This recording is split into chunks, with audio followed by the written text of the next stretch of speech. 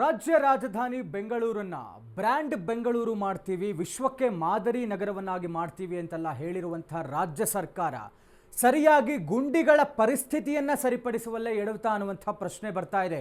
IT city brand ಬೆಂಗಳೂರಿಗೆ ಇದಂತಹ ಸ್ಥಿತಿ ಬಂದಿದೆ ಅನ್ನುವಂತಹ ಪ್ರಶ್ನೆ ಉದ್ಭವವಾಗ್ತಾ ಇದೆ. ಜನಸಾಮಾನ್ಯರು ಆಕ್ರೋಶವನ್ನು ಹೊರಹಾಕ್ತಾ ಇದ್ದಾರೆ. ಸಿಲಿಕಾನ್ ಸಿಟಿಯ ಮಾನ ತೆಗಿತಾ ಇದ್ದಾವೆ ರಸ್ತೆ ಗುಂಡಿಗಳು. ಟ್ರಾಫಿಕ್ ಜಾಮ್ ಮಧ್ಯೆ ರಸ್ತೆ ಗುಂಡಿಗಳ ಅವಾಂತರ. ರಸ್ತೆ ಗುಂಡಿಯಿಂದ ಮುಕ್ತಿ ಯಾವಾಗ ಅಂತ ಜನ ಪ್ರಶ್ನೆ ಮಾಡ್ತಾ ಇದ್ದಾರೆ. ಬೆಂಗಳೂರಿನ ಪ್ರಮುಖ ರಸ್ತೆಗಳೇ ಗುಂಡಿ ಮಯವಾಗಿದ್ದಾವೆ. ಐಟಿ ಸಿಟಿ ಬ್ರ್ಯಾಂಡ್ ಬೆಂಗಳೂರು ಇಂತಹ ಪರಿಸ್ಥಿತಿ. ಸಿಟಿಯ ಮಾನ ತೆಗಿತಾ ಇದ್ದಾವೆ ರಸ್ತೆ ಗುಂಡಿಗಳು. ಟ್ರಾಫಿಕ್ ಜಾಮ್ ಕಿರಿಕಿರಿ ಮಧ್ಯೆ ರಸ್ತೆ ಗುಂಡಿ ಅವಾಂತರ ಮತ್ತೊಂದೆಡೆ. ಈ ರಸ್ತೆ ಗುಂಡಿಯ ಫಜೀತಿಯಿಂದ ಮುಕ್ತಿ ಯಾವಾಗ ಅಂತ ಜನ ಪ್ರಶ್ನೆ ಮಾಡ್ತಾ ಇದ್ದಾರೆ. ಬೆಂಗಳೂರಿನ ಪ್ರಮುಖ ಏರಿಯಾಗಳ ಪ್ರಮುಖ ರಸ್ತೆಗಳ ಪರಿಸ್ಥಿತಿ ಗುಂಡಿ ಮಯವಾಗಿದ್ದಾವೆ. ಬ್ರ್ಯಾಂಡ್ ಬೆಂಗಳೂರು ಮಾಡ್ತೇವೆ ಅಂತ ರಾಜ್ಯ ಸರ್ಕಾರ, ಅದಕ್ಕೆ ಗ್ರೇಟರ್ ಬೆಂಗಳೂರು ಅಥಾರಿಟಿಯ ಒಂದಷ್ಟು ಕೆಲಸಗಳು, ಬೇರೆ ಬೇರೆ ಇಲಾಖೆಗಳು ಬೇರೆ ಬೇರೆ ಕೆಲಸಗಳನ್ನು ಮಾಡ್ತೇವೆ ಅಂತ ರಸ್ತೆಯನ್ನು ಅಗೀತಾರೆ. ಅದಕ್ಕೆ ಒಂದಷ್ಟು ತಿಂಗಳಾನುಗಟ್ಟಲೆ ಸಮಯವನ್ನು ಹಿಡಿತಾರೆ. ಆದ ಮೇಲೆ ಕೆಲಸ ಅರ್ಧಂಬರ್ಧ ಮಾಡ್ತಾರೆ. ಮಾಡಿದ ನಂತರವೂ ಕೂಡ ರಸ್ತೆಯಲ್ಲಿ ಅಗದಿರುವಂತಹ ಗುಂಡಿಗಳನ್ನು ಮುಚ್ಚುವಂತಹ ಕೆಲಸವನ್ನು ಮಾಡೋದೇ ಇಲ್ಲ. ಗುಂಡಿಗಳ ನಡುವೆಯೇ ವಾಹನ ಸವಾರರ ಓಡಾಟವಾದರೆ ಹೆಚ್ಚು ಕಮ್ಮಿ ನಿನ್ನೆ ಬಂದಂಥ ರೀತಿ ಮಳೆ ಏನಾದರೂ ಜೋರಾಗಿ ಬಂದುಬಿಟ್ರೆ ವಾಹನ ಸವಾರರ ಪರಿಸ್ಥಿತಿಯನ್ನು ಕೇಳೋರೇ ಇರಲ್ಲ. ಟ್ರಾಫಿಕ್ ಜಾಮ್ ಮಧ್ಯೆ ಆ ರಸ್ತೆಯಲ್ಲಿ ನೀರು ತುಂಬಿಕೊಂಡ್ರೆ ಗುಂಡಿ ಯಾವುದು ರಸ್ತೆ ಯಾವುದು ಅನ್ನುವಂಥದ್ದೇ ಗೊತ್ತಾಗಲ್ಲ. ಈ ಮಧ್ಯದಲ್ಲಿ ಅಪಘಾತಗಳ ಹೆಚ್ಚಾಗುವಿಕೆಯೂ ಹೆಚ್ಚು ಕಾಣ್ತೇವೆ.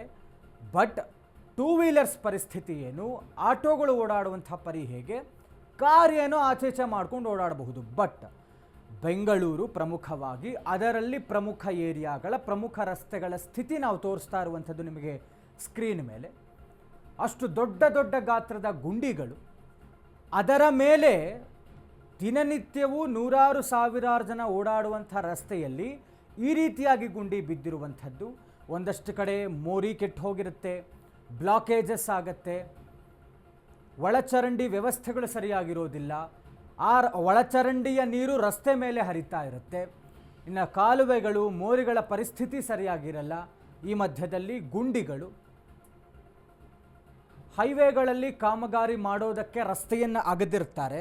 ಆ ಕಾಮಗಾರಿ ನಿಧಾನಗತಿಯಲ್ಲಿ ಸಾಗುತ್ತಾ ಇರುತ್ತೆ. ಆಗಿದ್ದರೂ ಆಗದಿದ್ದರೂ ಆ ಗುಂಡಿಗಳನ್ನು ಮುಚ್ಚುವಂಥ ಕೆಲಸವನ್ನು ಮಾಡೋದಿಲ್ಲ ಅಧಿಕಾರಿಗಳು. ಈ ಮಟ್ಟದ ನಿರ್ಲಕ್ಷ್ಯ ವಹಿಸ್ತಾ ಇದ್ದಾರೆ.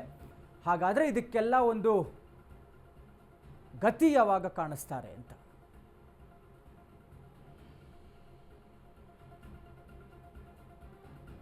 ಮೇಡಮ್ ವರ್ಸ್ಟ್ ಅಂದ್ರೆ ವರ್ಸ್ಟ್. ಗಾಡಿ ಓಡ್ಸಕ್ಕಾಗಲ್ಲ. ಎವ್ರಿ ಮಂತ್ ಗಾಡಿ ಸರ್ವಿಸ್ಗೆ ಹೋಗ್ತಾ ಇರುತ್ತೆ. ಮತ್ತೆ ಮಳೆ ಬಂದ್ರು ಅಂತೂ ತುಂಬಾ ವರ್ಸ್ಟ್ ಇದೆ, ಓಡ್ಸಕ್ಕಾಗಲ್ಲ. ಇಲ್ಲ ಮೇಡಮ್, ಎಲ್ಲೂ ಕೆಲಸ ಮಾಡ್ತಾ ಇಲ್ಲ. ರೋಡ್ ಅರ್ಧ ಅಗಿತಾರೆ, ಅರ್ಧ ಬಿಡ್ತಾರೆ, ಆಮೇಲೆ ರೆಡಿ ಮಾಡ್ತಾ ಇಲ್ಲ. ಪೈಪ್ ಲೈನ್ ಮಾಡ್ತಾ ಇದ್ದಾರೆ, ಅದು ಕವರ್ ಮಾಡಿ. ನಮ್ಮ ಏನಾಗಿ ಬನ್ನಿ ಮೇಡಮ್ ನೋಡಿಸ್ತೀವಿ.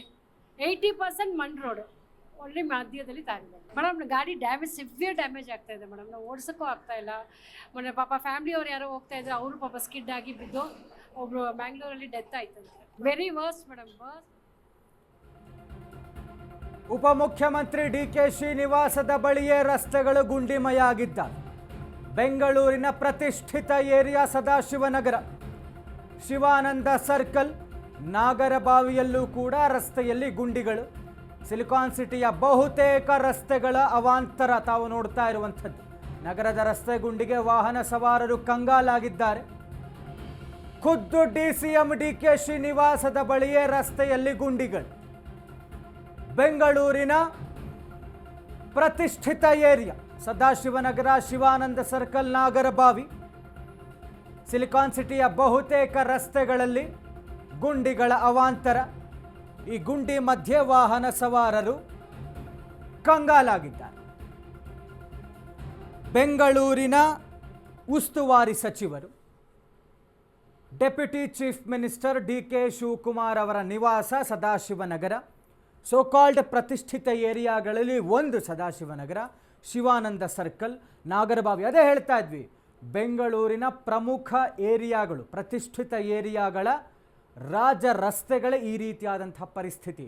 ಇದೇ ವಿಚಾರವಾಗಿ ನಮ್ಮ ಪ್ರತಿನಿಧಿ ವಾಕ್ ಥ್ರೂ ಮಾಡಿದ್ದಾರೆ, ನೋಡ್ಕೊಂಬರೋಣ ಬನ್ನಿ. ಬೆಂಗಳೂರಿನಲ್ಲಿ ಎಲ್ಲಿ ನೋಡಿದ್ರು ಕೂಡ ಗುಂಡಿಮಯ ಆಗಿದೆ ಅನ್ನೋ ಒಂದು ಮಾತುಗಳು ಕೂಡ ಕೇಳಿ ಬರ್ತದೆ. ಅದಕ್ಕೆ ಸಾಕ್ಷಿಯಂತೆ ಸಾಕಷ್ಟು ಜನ ಕಳೆದ ಒಂದಿಷ್ಟು ದಿನಗಳಿಂದ ಅವರ ಎಕ್ಸ್ ಖಾತೆಗಳಲ್ಲಾಗಿರ್ಬೋದು, ಬೇರೆ ಬೇರೆ ಸೋಷಿಯಲ್ ಮೀಡಿಯಾ ಅಕೌಂಟ್ಗಳಲ್ಲಾಗಿರ್ಬೋದು, ಅಲ್ಲೆಲ್ಲದ ಕಡೆ ಪೋಸ್ಟ್ ಅನ್ನ ಮಾಡ್ಕೋತಿದ್ದಾರೆ. ಎಲ್ಲಿ ನೋಡಿದ್ರು ಬೆಂಗಳೂರಿನಲ್ಲಿ ಒಂದು ಕಡೆ ಟ್ರಾಫಿಕ್ ಜಾಮ್, ಇನ್ನೊಂದು ಕಡೆ ಗುಂಡಿಮಯ ಆಗಿದೆ. ಅದಕ್ಕೆ ಪ್ರತ್ಯೇಕ ಸಾಕ್ಷಿಯಾಗಿ ಇವತ್ತು ನಾವು ಶಿವಾನಂದ ಸರ್ಕಲ್ ವೃತ್ತದಲ್ಲಿದ್ದೀವಿ.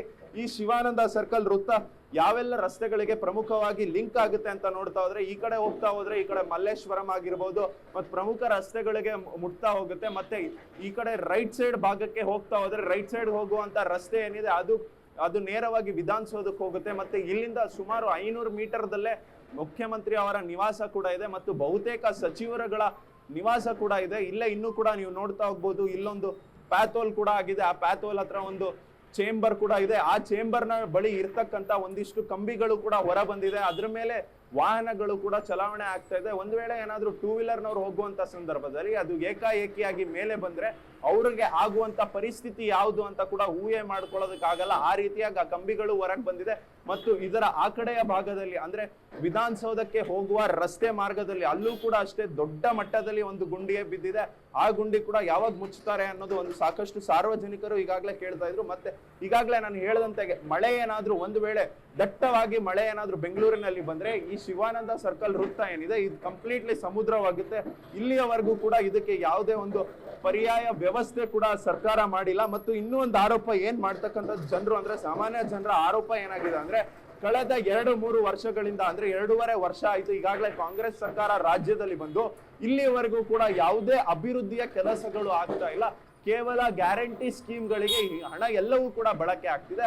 ಹಾಗಾಗಿ ಗ್ಯಾರಂಟಿ ಸ್ಕೀಮ್ಗಳನ್ನ ಹೊರತುಪಡಿಸಿ ರಾಜ್ಯ ಸರ್ಕಾರ ಅಭಿವೃದ್ಧಿಯ ಕಡೆ ಕೂಡ ಗಮನ ಕೊಡಬೇಕಾಗಿದೆ. ಅಭಿವೃದ್ಧಿ ಯಾವ ರೀತಿಯಾಗಿ ಮಾಡ್ತಾರೆ, ನಮಗೆ ಮೂಲಭೂತ ಸೌಕರ್ಯ ದಿನ ಸಂಚಾರ ಮಾಡುವಂತ ನಾವು ಈ ರಸ್ತೆ ಇಲ್ಲಿ ಏನಾದ್ರೂ ಈ ಹಳ್ಳಗಳಿಂದ ಅಪಘಾತ ಆದರೆ ಯಾರು ನೋಡೋದಕ್ಕೆ ಬರ್ತಾರೆ ಅನ್ನೋ ಒಂದಿಷ್ಟು ಸಾರ್ವಜನಿಕರ ಆಕ್ರೋಶ ಕೂಡ ಆಗಿದೆ. ಇನ್ನು ಮುಂದಿನ ದಿನಗಳಲ್ಲಿ ಯಾವಾಗ ಈ ಗುಂಡಿಗಳನ್ನ ತೆರೆ ಎಳೆಯುತ್ತೆ ರಾಜ್ಯ ಸರ್ಕಾರ ಅಂತ ಕೂಡ ಕಾದ್ ನೋಡಬೇಕಾಗಿದೆ. ಕ್ಯಾಮ್ರಾ ಪರ್ಸನ್ ಶಿವಮೂರ್ತಿ ಜೊತೆ ಓಂ ವಿವೇಕ್, ಆದಿತ್ಯ ಕಾರ್ಲೇಕರ್, ಅಶ್ವವೇಗ ನ್ಯೂಸ್, ಬೆಂಗಳೂರು.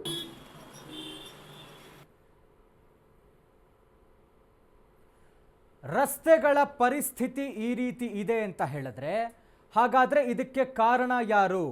ಅಧಿಕಾರಿಗಳ ಪರಿಪೂರ್ಣವಾದಂಥ ನಿರ್ಲಕ್ಷ್ಯವ ಅಥವಾ ಸರಿಯಾದಂಥ ರೀತಿಯಲ್ಲಿ ಕಾಮಗಾರಿಗಳಾಗ್ತಾ ಇಲ್ವಾ? ಕಾಮಗಾರಿ ಆಗ್ತಾ ಇದ್ರೂ ಇವರಿಗೇನಾದರೂ ಅನುದಾನದ ಕೊರತೆ ಇದೆಯಾ? ಹಣಕಾಸಿನ ಕೊರತೆ ಇದೆ ರಾಜ್ಯ ಸರ್ಕಾರಕ್ಕೆ, ಗ್ರೇಟರ್ ಬೆಂಗಳೂರು ಅಥಾರಿಟಿಗೆ? ಇದೆಲ್ಲವೂ ಎಲ್ಲ ಆಯಾಮದಲ್ಲೂ ಪ್ರಶ್ನೆ ಬರ್ತಾ ಹೋಗುತ್ತೆ.